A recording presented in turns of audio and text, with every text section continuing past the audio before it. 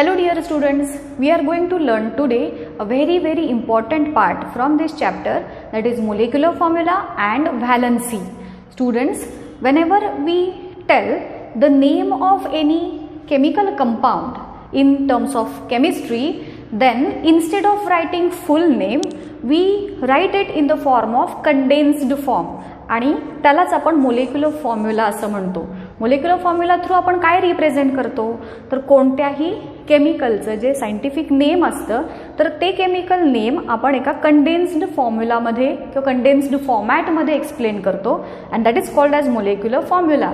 Normally students, whenever we write molecular formula of any compound, we just represent it in the form of their symbols, symbols and their number in their subscripts. त्यांचं normal जे काही symbol असेल तो symbol लिहितो आपण आणि त्याच्या बेसला subscript म्हणून आपण त्या पर्टिक्युलर एलिमेंटचा नंबर रिप्रेझेंट करतो. सो मोलेक्युलर फॉर्म्युला म्हणजे काय आपण सांगणार की it is the condensed name of any compound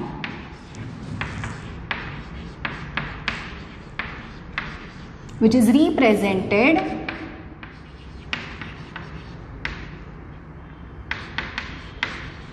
using symbols and number of elements as subscripts. Okay? So कोणत्याही केमिकलचं नाव, त्याचं सिम्बॉल आणि त्याचे नंबर हे टाकून जे आपण एक्सप्लेन करतो तर त्याला आपण मोलेक्युलर फॉर्म्युला म्हणतो. कोणत्याही मोलेक्युलर फॉर्म्युलाला पटकन ऑब्झर्व केल्यानंतर आपल्याला लगेच कळतं की त्या पर्टिक्युलर कंपाऊंडमध्ये कोणते एलिमेंट्स आहेत आणि ते किती नंबर, त्यांचं प्रपोर्शन काय आहे. फॉर एक्झाम्पल आपण इथे बघू, HCl घेतला, that is hydrochloric acid. This hydrochloric acid is having two elements, that is hydrogen and chlorine. Here, with the help of this molecular formula, we are easily able to tell that hydrogen is having one atom. Here in HCl, hydrogen one atom is there and chlorine's one atom is there. Suppose another example, MgCl2. That is magnesium chloride. This contains again two elements, that is magnesium and chlorine. Here from this formula we can tell that magnesium is having one atom. Here MgCl2 contains one atom of magnesium and two atoms of chlorine, isn't it? So कोणत्याही कंपाऊंडचा molecular formula आपण बघितल्यानंतर त्याच्यामध्ये असणारे compounds आणि त्यांचा number आपण easily सांगू शकतो. आता बघा स्टुडंट्स, जेव्हा केव्हा कोणतंही केमिकल कंपाऊंड फॉर्म होतं, it occurs due to 3 different types of processes. Whenever any element is forming compound, then it either shares or donates or accepts electrons. ह्या 3 प्रोसेसेस थ्रूच कोणतंही कंपाऊंड हे फॉर्म होतं. आता तो पर्टिक्युलर ॲटम किती number of electrons donate, accept किंवा share करणार हे कशावरून ठरतं, तर त्या पर्टिक्युलर एलिमेंटच्या मध्ये असणारे आउटरमोस्ट शेलमधले जे इलेक्ट्रॉन्स आहेत त्याच्यावरून डिसाईड होतं. म्हणजेच the electrons present in the outermost shell of an atom decides whether the particular atom is going to share, donate or accept electrons, as well as how many electrons, the number of electrons हे सुद्धा तो particular item मध्ये असणाऱ्या outer shell मधले electrons हे decide करतात. Particular item compound form करताना किती इलेक्ट्रॉन डोनेट, ॲक्सेप्ट किंवा शेअर करणार हे कशावरून ठरतं, तर आउटरमोस्ट शेलमधल्या इलेक्ट्रॉन्सवरती. आता स्टुडंट्स, हे एक्सप्लेन करण्यासाठी आपण जी व्हॅलन्सी ही कन्सेप्ट आहे, व्हॅलन्सी ही खूप इम्पॉर्टंट कन्सेप्ट आहे. 8, 9, 10, 11, 12 सगळीकडे तुम्ही शिकणार आहात. सो त्याचा बेस म्हणून आपण आज जी बघणार आहोत कन्सेप्ट, दॅट इज व्हॅलन्सी. तुम्हाला एकदम इझी लँग्वेजमध्ये सांगते व्हॉट इज व्हॅलन्सी आणि मग आपण त्याचे एक्झाम्पल्स घेऊन पण स्टडी करूयात त्याचा. So what is valency? Valency is nothing but the combining capacity of any atom. आता ही व्हॅलन्सी त्याच्या खूप साऱ्या डेफिनेशन्स आपल्याला सांगता येतील, बट जी डेफिनेशन आपण इथे 8th स्टँडर्डमध्ये शिकतोय ती काय आहे बघा. द टेंडन्सी और ability of an atom to form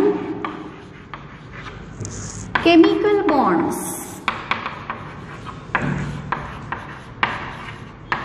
with other atoms is decided by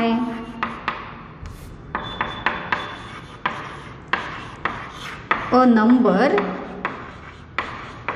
and that number is called as valency. Particular atom दुसऱ्या ॲटम बरोबर किती केमिकल बॉन्ड्स फॉर्म करणार हे सांगणारा नंबर म्हणजे त्याची व्हॅलन्सी असते. आपण एक चार्ट तयार करतोय, चार्ट तयार दाखवते मी तुम्हाला की ज्याचा अभ्यास केल्यानंतर तुम्हाला ही व्हॅलन्सी ही कन्सेप्ट एकदम इझिली समजेल. बघूया तो चार्ट काय आहे. सो स्टुडंट्स, इथे एक मी चार्ट ड्रॉ केलेला आहे. तुमच्या टेक्स्टबुकमधलाच हा चार्ट आहे.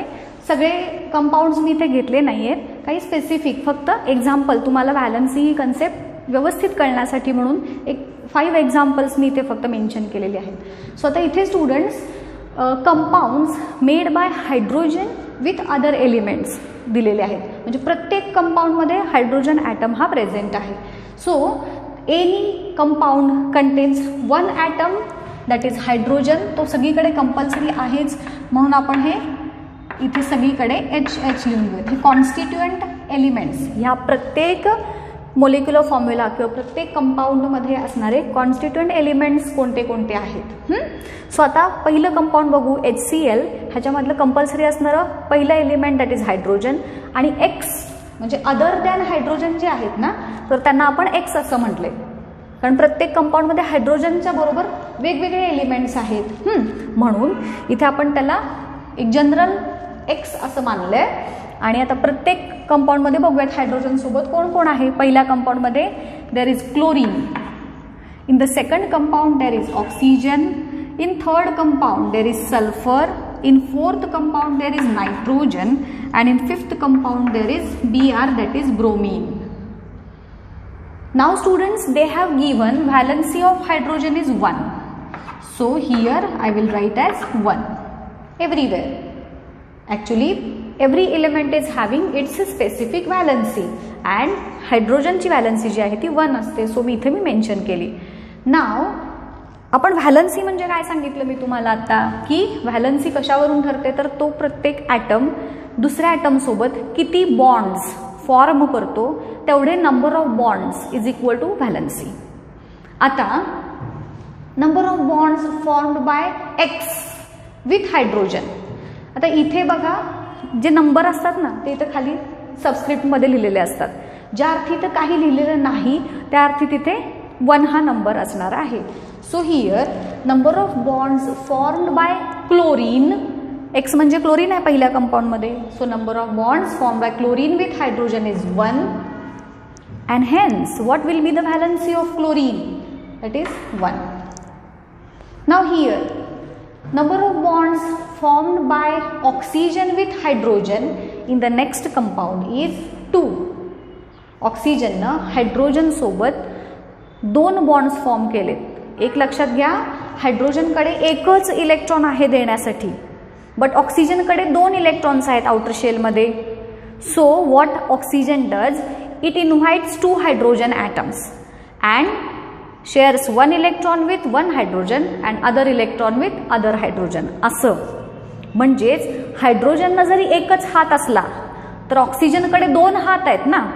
2 इलेक्ट्रॉन म्हणजे 2 हात असं कन्सिडर करूयात, तुम्हाला समजण्यासाठी सोपं सांगते. सो ऑक्सिजन काय करतो, 2 हात आहेत, एका हाताला एका हायड्रोजनला जोडतो, दुसऱ्या हाताला दुसऱ्या हायड्रोजनला जोडतो. So valency of oxygen will be 2. So here number of bonds formed by oxygen with hydrogen is 2 and hence the valency of oxygen is 2. In the same way number of bonds formed by sulfur with hydrogen, किती दिसतात इथे number तुम्हाला 2 दिसतात. So number of bonds formed by sulfur will be 2. valency of sulfur will be 2. In case of fourth compound, हायड्रोजनकडे एकच आहे, नायट्रोजनकडे 3 हात आहेत. So एका हाताला 3 हायड्रोजन त्यानं जोडले. सो नंबर ऑफ बॉन्ड्स किती फॉर्म झाले? 3 हायड्रोजन सोबत 3 बॉन्ड्स, बरोबर. So valency of nitrogen will be 3. In case of HBr again nothing is written, काही नाही म्हणजे 1 आहे. So here number of bonds formed by bromine will be 1 and valency will be 1. So आलं लक्षात? Formula बघितल्यानंतर valency तुम्हाला ओळखता आली पाहिजे. आता ॲक्च्युली आपण जो मोलेक्युलर फॉर्म्युला लिहिण्याच्या स्टेप्स त्या पण बघायच्या आहेत. ते बघितलं की तुम्हाला अजूनही जास्त छान क्लिअर समजेल ही काय कन्सेप्ट आहे ती. आता इथं लक्षात आलं तुमच्या की मोलेक्युलर फॉर्म्युला बघितल्यानंतर व्हॅलन्सी कशी ओळखायची, नंबर ऑफ बॉन्ड्स बघायचे किती आहेत आणि तेवढे नंबर ऑफ बॉन्ड्स म्हणजे त्या पर्टिक्युलर एलिमेंटची व्हॅलन्सी झाली. Okay students, now let us see the next concept from this chapter, and that is molecular formula. Steps in writing molecular formula. खूप महत्त्वाचा पार्ट आहे हा.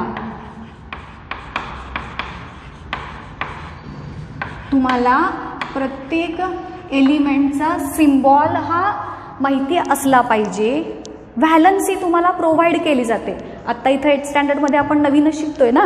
सो एक्झाममध्ये जेव्हा तुम्हाला मोलेक्युलर फॉर्म्युला तयार करायला विचारलं जातं तेव्हा पर्टिक्युलर एलिमेंटचं सिम्बॉल ॲज वेल ॲज त्याची व्हॅलन्सी दोन्ही तुम्हाला प्रोव्हाइड केलं जातं. सो तिथं काळजी करायचं काम नाही. बट एक जनरल नॉलेज म्हणून काही स्पेसिफिक एलिमेंट्स जे असतात, कार्बन, नायट्रोजन, ऑक्सिजन यासारखे जे कॉमन एलिमेंट्स आहेत त्यांच्या जे सिम्बॉल्स आहेत ते तुम्हाला माहिती असणं एक्सपेक्टेड आहे. सो आता बघूयात molecular formula step by step कसा लिहायचा. नाव the first step in writing molecular formula of any compound is write the symbols of elements.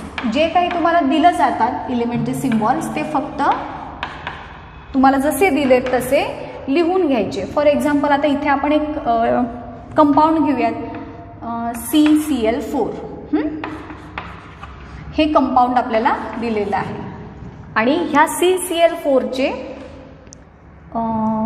इथे बरं तुम्हाला असं देतील मे बी. आता मी तुम्हाला डायरेक्ट फॉर्म्युला दिला, त्याच्याऐवजी आपण असं करूयात, कार्बनची व्हॅलन्सी तुम्हाला 4 दिलेली जाईल आणि क्लोरीनची व्हॅलन्सी 1 दिली जाईल, असं दिलं जाईल जेव्हा आपण फॉर्म्युला डिसाईड करतो. किंवा 9th स्टँडर्डमध्ये जे आहे तुम्हाला की त्याचं नाव दिलं जातं आणि नावावरून परत असाच फॉर्म्युला तुम्हाला तयार करायचा आहे. 8th ला हे शिकताय तुम्ही, हेच परत 9th स्टँडर्डमध्ये देखील असणार आहे. सो अशा पद्धतीनं तुम्हाला व्हॅलन्सी सप्लाय केल्या जातात, प्रोव्हाइड केल्या जातात आणि त्याचा यूज करून तुम्हाला मोलेक्युलर फॉर्म्युला लिहायचा आहे. सो बघा सिम्बॉल्स लिहिले पहिल्या स्टेपमध्ये. ही आपली पहिली स्टेप कंप्लीट झाली. नाव इन सेकंड स्टेप राईट. बघा स्टुडंट्स, हे ज्या स्टेप्स मी ऑरेंज कलरमध्ये दाखवल्यात त्या स्टेप्स कंपल्सरी लिहायच्याच, त्या स्किप करायच्या नाहीत. तो स्टेप्स आणि त्याचे नंबर जे आहेत ते सेमच आहेत, त्याचा सिक्वेन्स पण चुकवायचा नाही. पहिली स्टेप कंपल्सरी त्याच्यामध्ये सिम्बॉल लिहायचे. दुसऱ्या स्टेपमध्ये काय लिहायचं? Write the valencies below respective symbols. प्रत्येक सिम्बॉलच्या खाली त्या त्या एलिमेंटच्या व्हॅलन्सीज लिहायचे आहेत. सो मी लिहिलं सी आणि क्लोरीन हे सिम्बॉल्स ॲज इट इज लिहून घेतले. आपल्याला प्रोव्हाइड केलेलं आहे की कार्बनची व्हॅलन्सी 4 आहे आणि क्लोरीनची व्हॅलन्सी 1 आहे. सो जे त्यांनी दिलेलं आहे ते आपण इथे मेन्शन केलं. नाव the step number 3 is cross multiply valency. एकदम सोप्या पद्धतीनं मी तुम्हाला सांगते इथे. ह्या ज्या व्हॅलन्सीज आहेत त्यांचं आपल्याला क्रॉस मल्टिप्लिकेशन करायचं. म्हणजे काय? ह्या पद्धतीनं. आता मी परत हेच लिहिते इथे, सी आणि एल. सीच्या खाली 4, CLच्या जागी खाली 1. ह्या त्यांच्या व्हॅलन्सीज झाल्या. आता त्यांचं आपल्याला काय करायचं आहे? क्रॉस मल्टिप्लिकेशन करायचं आहे. म्हणजे असं नंबर ऑफ बॉन्ड्स, ह्यानं किती केले, ह्याचे किती केले, असे एकमेकांना क्रॉस मल्टिप्लाय करायचं आहे आपल्याला. आणि क्रॉस मल्टिप्लाय केल्यानंतर हा जो नंबर दिसतोय आपल्याला क्लोरीनकडं जो आलाय तो क्लोरीनच्या पुढे लिहायचा आणि सीच्या इथे आलाय तो सीच्या पुढे लिहायचा. काय केलंय, प्रत्येकाच्या सिम्बॉल खाली त्याच्या व्हॅलन्सीज लिहिलेत आणि त्यांचं फक्त क्रॉस मल्टिप्लाय करायचं आणि जे नंबर ज्याला त्याला येतील ते त्या एलिमेंटच्या पुढे लिहायचे आहेत. फॉर एक्झाम्पल बघा, right final molecular formula.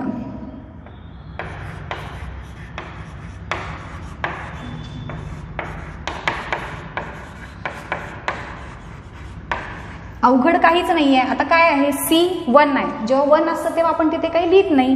So माझा फॉर्म्युला काय होईल बघा, Cला क्रॉस कोणाचा आहे, ह्या 1चं, म्हणून C ॲज इट इज लिहिला. Clला 4 आलाय म्हणून Cl4, म्हणजेच CCl4 हा ह्या दोघांच्या पासून फॉर्म होणाऱ्या कंपाऊंडचा मोलिक्युलर फॉर्म्युला असणार. एकदम इझी आहे, काहीही करायचं नाही. हे एवढं तुम्हाला सप्लाय केलेलंच आहे ऑलरेडी. ते फक्त एकमेकांखाली मांडायचं, क्रॉस मल्टिप्लाय करायचं आणि जे दिसेल ते खाली त्याचा फॉर्म्युला तयार झाला आहे की नाही. सोपं. आता अजून एक एक्झाम्पल घेऊया. तर हे एक सोपं झालं. थोडंसं वेगळ्या पद्धतीचं अजून एक दाखवते मी इथं. आता ह्या स्टेप्स मी बदलत नाही, फक्त इथं एक्झाम्पल वेगळं घेऊयात. मी एक्झाम्पल घेतलं सपोज C आणि O. C म्हणजेच कार्बन, O म्हणजे ऑक्सिजन. आता ह्या दोघांच्याही व्हॅलन्सीज तुम्हाला सप्लाय केल्या जातील. C ची व्हॅलन्सी 4 आहेच, O ची व्हॅलन्सी आहे 2. हे तुम्हाला दिलंय.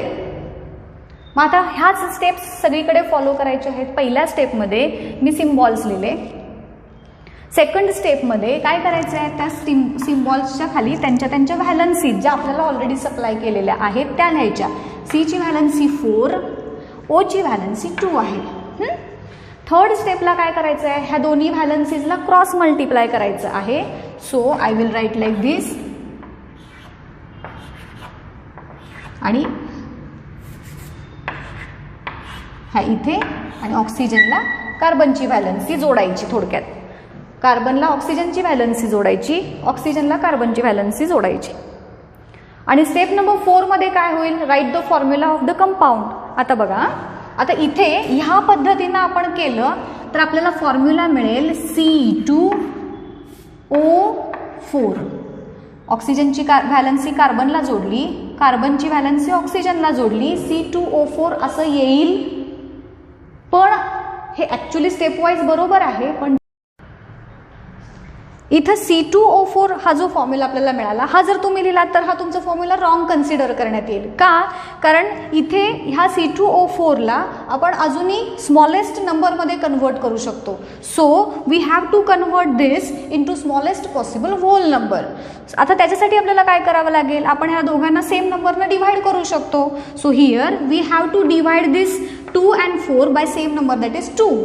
सो 2 ने ह्या दोघांनाही डिव्हाइड आपण करूया आणि मग आपल्याला फॉर्म्युला मिळेल दॅट इज CO2. आता ह्या नंबरला परत आपण डिव्हाइड करू शकतो का स्मॉलेस्ट नंबरमध्ये? नाही. So here we will get the complete formula or the accurate formula of this compound that is CO2. आलं लक्षात? सो इथे आपण काय काय बघितलं, steps in writing molecular formula. ह्या ज्या स्टेप्स आहेत या तुम्हाला चेंज करायच्या नाही, त्यांचा सिक्वेन्स चेंज करायचा नाही. तुम्हाला एलिमेंटचा सिम्बॉल आणि त्याच्या व्हॅलन्सीज ह्या सप्लाय केलेल्याच असतात, त्या फक्त ह्या स्टेप्समध्ये तुम्हाला पुट करायच्या आहेत. व्हॅलन्सीचं क्रॉस मल्टिप्लिकेशन करायचं आहे, दॅट इज फर्स्ट एलिमेंटची व्हॅलन्सी सेकंड समोर लिहायची, सेकंड एलिमेंटची व्हॅलन्सी फर्स्ट समोर लिहायची आणि तुमचा फायनल फॉर्म्युला हा बनेल. जर ह्या पद्धतीनं पूर्ण ह्याच्यामध्ये परत अजून तुम्हाला डिव्हाइड करता येत नसेल तर ॲज इट इज फॉर्म्युला ठेवायचा. ह्याला परत अजून स्मॉलेस्ट नंबरमध्ये तुम्ही डिव्हाइड करू शकत असाल तर ते डिव्हाइड करायचं आणि मग तुमचा फायनल फॉर्म्युला हा तयार होईल. आलं लक्षात? ह्याचे खूप सारे एक्झाम्पल्स तुम्ही प्रॅक्टिस करा की ज्याच्या थ्रू तुम्हाला हे कन्सेप्ट अजून छान क्लिअर होईल. सो इथं आपला हा जो पार्ट आहे आणि हा लेसन देखील इथे आपला संपतोय. नेक्स्ट लेक्चरमध्ये आपण ह्याच्या पुढचा पार्ट स्टार्ट करणार आहोत.